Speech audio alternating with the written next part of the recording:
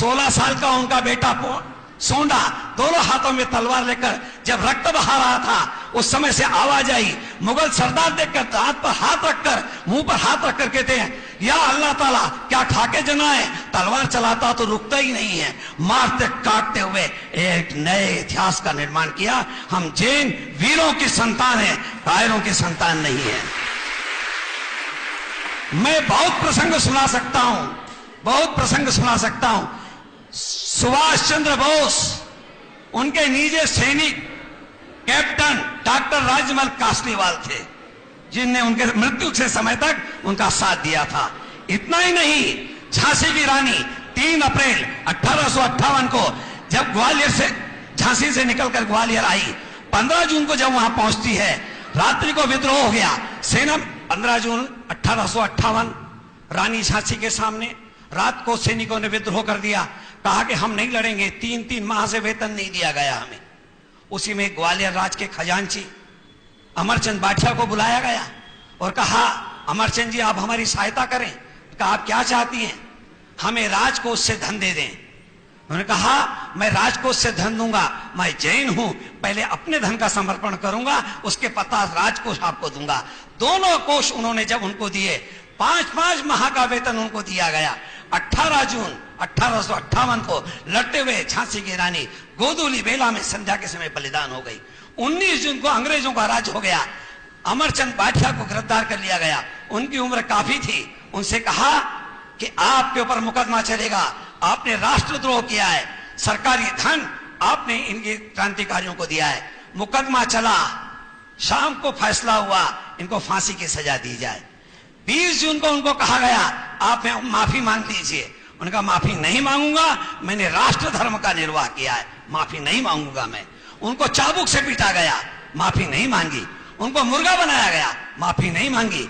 21 जून की शाम को उनके मासूम पोते को तोप के गोले से उड़ा दिया गया, फिर भी माफी नहीं मांगी।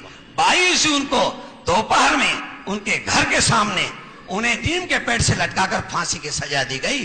3 दिन तक उनके शव को लटकाया रखा। उसके पश्चात उनके प्राणांत हुए। मेरे मित्रों, हम नहीं जानते कि अमरचंद बाठिया जैन थे।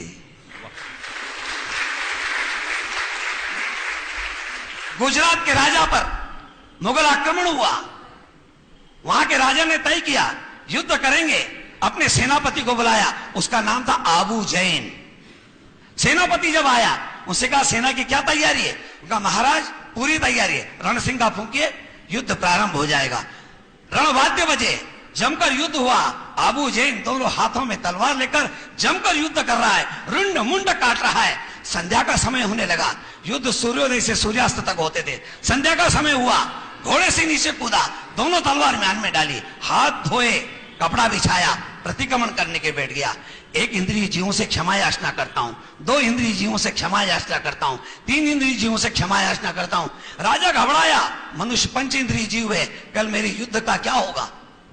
दूसरे दिन प्रातः काल हुआ, रणसिंगे फूंके गए, रणवाद्य बजे।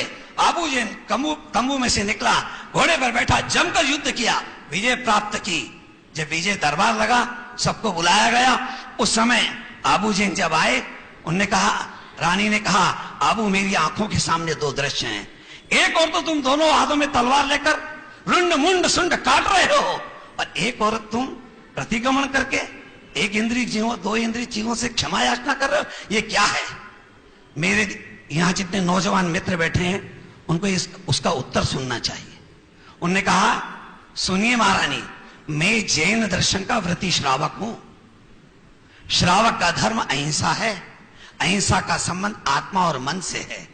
मैंने अपनी आत्मा की दृढ़ता और मन की निर्मलता के लिए मैंने प्रतिक्रमण किया है। ये मेरा व्यक्तिगत धर्म है, मगर ये शरीर इस राष्ट्र के अन्न से बना है, इसलिए इस राष्ट्र के लिए युद्ध कर मैंने राष्ट्र धर्म का पालन किया है। दुनिया में जैन धर्म एक ऐसा धर्म है जो व्यक्तिगत धर्म और राष्ट्र धर्म की स्पष्ट व्याख्या करता है। जिस समय श्रवण बेलगोला पर आक्रमण करने के लिए आया, तो वीर खड़ा हो गया और उसने कहा, मैं अपने मंदिरों को टूटने नहीं दूंगा। जमकर युद्ध किया और शर्त रखी जीतने के बाद में एक भी मंदिर टूटना नहीं चाहिए। आज श्रवण बेलगोला यदि सुरक्षित है तो उस वीर के कारण है, वीर नायक के कारण, जिसके कारण आज हमारा तीर्थ स्थान सुरक्षित है। मैं सैकड़ों घटनाएं सुना सकता हूं, पर आपके पास धैर्य भी नहीं है और मेरे पास भी समय नहीं है, इसलिए निवेदन करना चाहता हूं।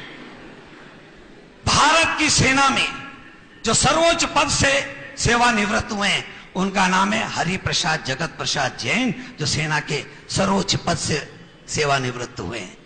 इंदौर का गौतम जैन राजौरी के युद्ध में लड़ते लड़ते बलिदान हो गया, जिसकी उम्र मात्र 26 वर्ष की थी। एक जैन दिगंबर जैन युवक 26 वर्ष का काकौरी के राजौरी के इस युद्ध में बलिदान हुआ। अभी अभी की घटनाएं, बहुत लंबी घटना नहीं। चलिए और संक्षिप्त करता हूं। महाराष्ट्र में सांगली जिला है, सांगली जिले में दूध गांव है। दूध गांव की जनसंख्या 10,000 है, उसमें 7,000 जैन हैं।